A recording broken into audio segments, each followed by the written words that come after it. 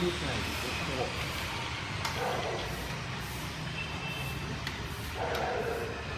Thế này ở đây mình không có ăn những cái mình ngồi lại mình làm. Thì ông đi qua cũng nhìn bốc phạm cái điểm đó loạn, không ai được.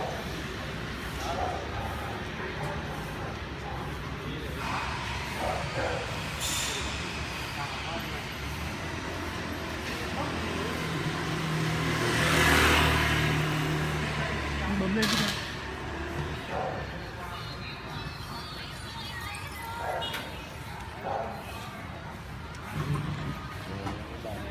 Đợi bụi quá, Sơn hết rồi nhỉ? không sơn gần hết rồi. Tí Là khoảng hỏi tí sẽ chẳng nó cần sức khỏe lắm.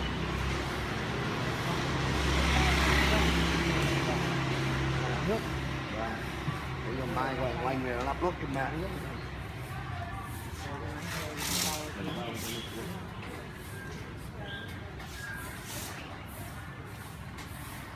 Nó sơn nó cho bạn ra nó chết cái thứ bình thường.